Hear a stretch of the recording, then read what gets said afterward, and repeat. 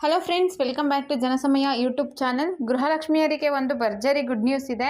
ಗೃಹಲಕ್ಷ್ಮಿ ಹಣ ಯಾವಾಗ ಬರುತ್ತೆ, ಇದಕ್ಕೆ ದಿನಾಂಕ ನಿಗದಿ ಆಗಿದೆ. ಹಾಗಿದ್ರೆ ಗೃಹಲಕ್ಷ್ಮಿ ಹಣ ಯಾವಾಗ ಬರಬಹುದು ಮತ್ತು ಎಷ್ಟು ಕಂತಿನ ಹಣ ಬರುತ್ತೆ, ಕಂಪ್ಲೀಟ್ ಇನ್ಫಾರ್ಮೇಷನ್ ಈ ವಿಡಿಯೋದಲ್ಲಿ ನಿಮಗೆ ಸಿಗುತ್ತೆ. ಮೊದಲನೇ ಬಾರಿ ನನ್ನ ಚಾನಲ್ ನೋಡ್ತಾ ಇದ್ದು ಇಲ್ಲಿವರೆಗೂ ಸಬ್ಸ್ಕ್ರೈಬ್ ಮಾಡ್ಕೊಂಡಿಲ್ಲ ಅಂದರೆ ದಯವಿಟ್ಟು ಸಬ್ಸ್ಕ್ರೈಬ್ ಮಾಡ್ಕೊಳ್ಳಿ. ಸರ್ಕಾರದ ಹಲವಾರು ಉಪಯುಕ್ತ ಯೋಜನೆಗಳ ಬಗ್ಗೆ ನಾನು ನಿಮಗೆ ಮಾಹಿತಿನ ತಿಳಿಸ್ತಾ ಹೋಗ್ತೀನಿ. ಇನ್ನು ಗೃಹಲಕ್ಷ್ಮಿ ವಿಚಾರಕ್ಕೆ ಇವತ್ತಿನ ಟಾಪಿಕ್ ಬಂದು ಗೃಹಲಕ್ಷ್ಮಿ 12 ಮತ್ತು 13ನೇ ಕಂತಿನ ಹಣ ಯಾವಾಗ ಬರುತ್ತೆ ಅನ್ನೋದ್ರ ಬಗ್ಗೆ. ಈಗಾಗಲೇ ಇದ್ರ ಬಗ್ಗೆ ಸಾಕಷ್ಟು ವಿಡಿಯೋಗಳನ್ನ ನೋಡಿರ್ತೀರಿ, ನಾವು ಕೂಡ ಡೈಲಿ ವಿಡಿಯೋಗಳನ್ನ ಹಾಕ್ತಾ ಇರ್ತೀವಿ.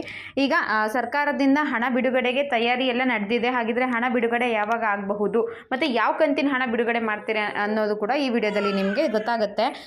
ಗೃಹಲಕ್ಷ್ಮಿ ಹಣ ಜುಲೈ ಮತ್ತು ಆಗಸ್ಟ್ ತಿಂಗಳದು ಪೆಂಡಿಂಗ್ ಇತ್ತು ಅಲ್ವಾ, ಇದ್ರ ಬಗ್ಗೆ ಇತ್ತೀಚೆಗೆ ಹಲವಾರು ಮಾತುಕತೆಗಳು ನಡೀತಾ ಇತ್ತು. ಗೃಹಲಕ್ಷ್ಮಿ ಆಗಿರ್ಬೋದು, ಇನ್ನಿತರೆ ಗ್ಯಾರಂಟಿ ಯೋಜನೆಗಳನ್ನ ಕ್ಯಾನ್ಸಲ್ ಮಾಡಿದ್ದಾರೆ, ಅದಕ್ಕೋಸ್ಕರ ಹಣ ಬರ್ತಾ ಇಲ್ಲ ಅನ್ನೋ ಒಂದು ವರ್ಗದ ಚರ್ಚೆ ಕೂಡ ನಡೀತಾ ಇತ್ತು. ಇತ್ತೀಚೆಗೆ ಲಕ್ಷ್ಮೀ ಹೆಬ್ಬಾಳ್ಕರ್ ಮೇಡಮ್ ಒಂದೆರಡು ದಿನದ ಹಿಂದೆ ಒಂದು ಪತ್ರಿಕಾಗೋಷ್ಠಿನ ಕರೆದಿದ್ರು. ಅದು ಮೂಡ ಹಗರಣದ ಬಗ್ಗೆ ಮತ್ತು ಬೆಳಗಾವಿ ವಿಭಜನೆ ಬಗ್ಗೆ ರಾಜಕೀಯ ವಿಚಾರಗಳ ಕುರಿತು ಇದ್ದಂತಹ ಪತ್ರಿಕಾಗೋಷ್ಠಿ ಅದಾಗಿತ್ತು.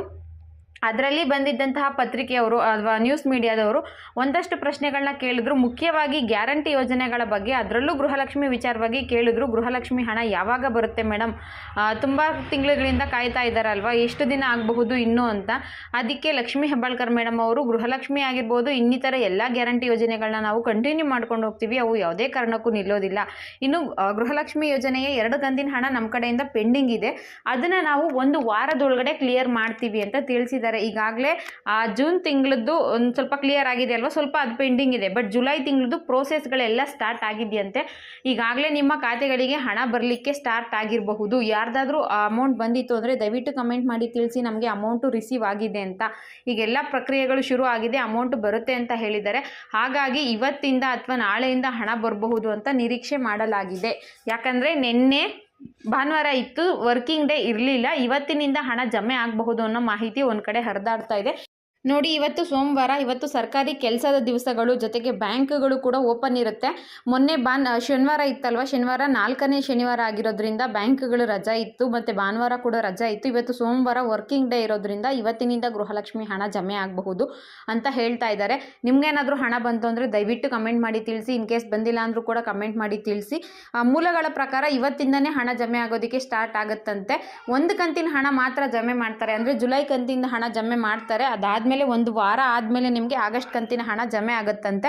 ಲಕ್ಷ್ಮೀ ಹೆಬ್ಬಾಳ್ಕರ್ ಮೇಡಮ್ ಅವರು ಇದ್ರ ಬಗ್ಗೆ ಕೂಡ ಹೇಳಿದ್ರು. ಇವಾಗ ನೀವು ನೌಕರರು ಇರ್ತೀರಾ, ಎಂಪ್ಲಾಯಿಗಳಿರ್ತೀರಾ, ನಿಮ್ಮದು ಸೆಪ್ಟೆಂಬರ್ ಕೆಲಸ ಪೂರ್ತಿ ತಿಂಗಳು ನೀವು ಕೆಲಸ ಮಾಡಿದರೆ ಆ ಸಂಬಳ ನಿಮಗೆ ಅಕ್ಟೋಬರಲ್ಲಿ ಬರುತ್ತೆ. ಅಕ್ಟೋಬರ್ ಕೆಲಸ ಮಾಡಿರೋದು ನವೆಂಬರಲ್ಲಿ ಬರುತ್ತೆ.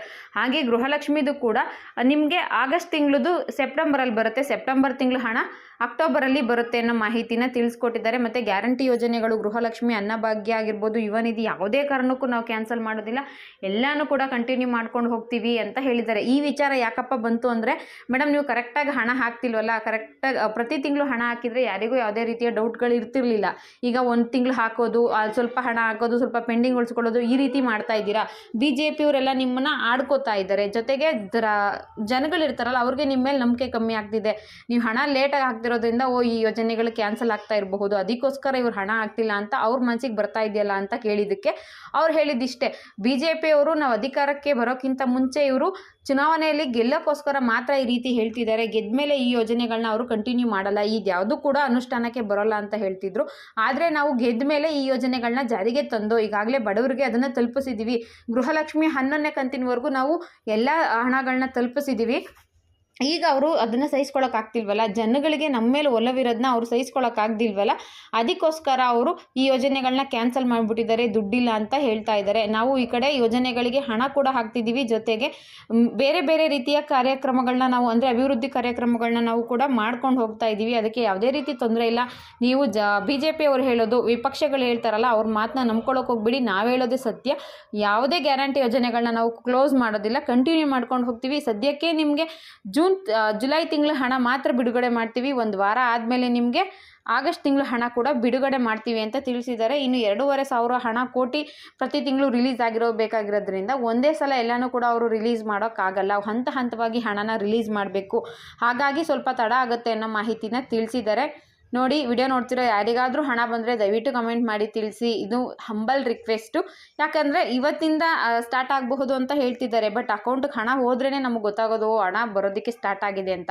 ಇನ್ ಕೇಸ್ ನನಗೇನಾದರೂ ಇನ್ಫಾರ್ಮೇಷನ್ ಸಿಕ್ತು ಅಂದರೆ ಖಂಡಿತವಾಗ್ಲೂ ವಿಡಿಯೋ ಮಾಡಿ ನಾನು ಹಾಕ್ತೀನಿ.